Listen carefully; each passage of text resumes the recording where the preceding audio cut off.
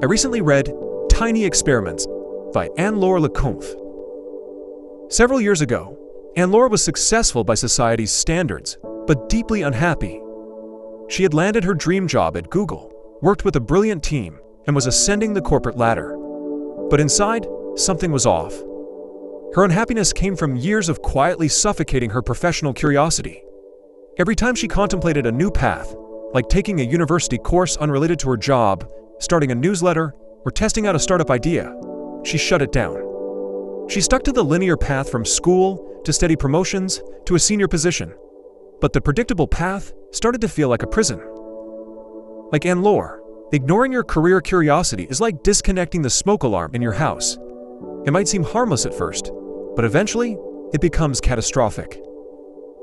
Sadly, many of us can't hear our inner curiosity alarm at all, because it's drowned out by two loud cognitive scripts that pull us toward professional misery: the sequel script and the crowd-pleaser script. The sequel script is the story we tell ourselves that we must keep building on what we've already done. Like a movie studio that greenlights yet another sequel because the last one made money, we follow the same formula again and again. Listening to the sequel script might lead to financial stability, but it rarely leads to mornings where you wake up energized by your work.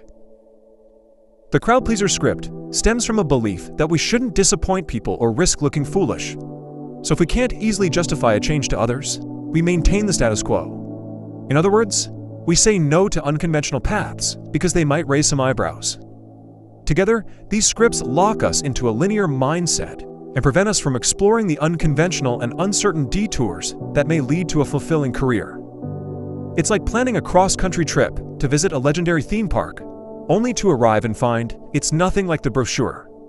The rides are closed, the paint is peeling, and the staff look like they gave up years ago. And all the while, you passed up better opportunities along the way. Like stopping in a small town to enjoy a music festival, where you meet a new friend who randomly invites you to go rock climbing nearby. There, you learn that you enjoy rock climbing more than you thought, and want to spend the next few weeks learning to climb. In a professional context, those side roads are what Anne-Laure calls tiny experiments.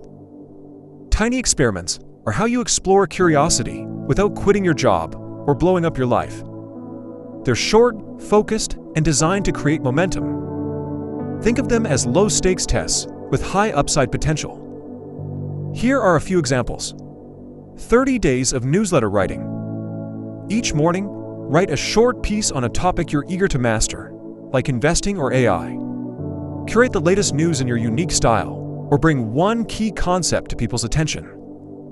This tiny experiment will work your creative muscles, accelerate learning, and build a body of work. Or maybe commit to a 50 days of contribution tiny experiment where you offer daily help on Reddit or Discord. Choose something you know well, whether it's a specific software program, a certain lifestyle, or a hobby you excel at. Your posts and replies could lay the groundwork for a future coaching career or an online course focused on your niche subject. Or how about this tiny experiment? 100 days of video shorts. Share one quick tip a day on productivity, fitness, or mindset. Make each one slightly different to sharpen your video production skills and see if you enjoy the creative process. Or 12 weeks of full course meals for friends. Test out recipes that could one day fuel a food truck or restaurant. And here's an odd but intriguing one. 12 weeks of 3D model designs. Take a cue from a man in the book who used his 3D printer to sculpt busts of historical figures. Over time, his models became so lifelike, he started selling them on Etsy, and now he makes thousands per month. Each tiny experiment is time-bound, output-focused, and iterative. They only last between 15 to 100 days, are focused on daily or weekly output, with zero result expectations, such as views or likes, and done in a serial fashion in which you start simple and aim for slight improvements each time. The key is to select a tiny experiment based on something you want to learn and explore, and then commit to a short time commitment where you're bound to learn something new about yourself. Even 100 days is a blip in the span of your working life. The downside is minimal, but the upside could change your life. You might discover something that looks like work to others, but feels like play to you. You may also find your tribe, a group of people who want to hear what you have to say. A decade ago, committing to writing one book summary a week for 12 weeks connected me with a community of book lovers, lifelong learners, and personal optimizers. My tribe has taught me many valuable lessons over the years, and their support allows me to do what I love for a living.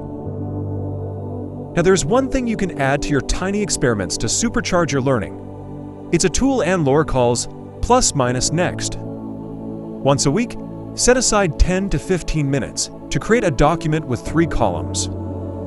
Put a plus sign in the first column, a minus sign in the second, and an arrow in the third. In the plus column, capture what's working well. These are positive observations from your week of tiny experimentations. For example, I really enjoy learning new video editing techniques. In the minus column, note what's not working well. These are patterns or practices that feel off, clunky, or unproductive.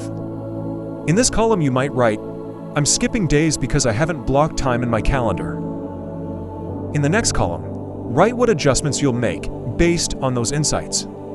These are small, practical shifts to double down on what's working and reduce friction. For example, generate a list of 10 video editing techniques to try over the next 10 days, and wake up 45 minutes earlier to do my tiny experiment work. This simple weekly rhythm turns your tiny experiment into a feedback loop. That's how you grow fast, stay curious, and keep momentum going. After each tiny experiment ends, you get to use your discoveries to chart your next tiny experiment. Maybe it's more of the same, or maybe it's a completely different venture.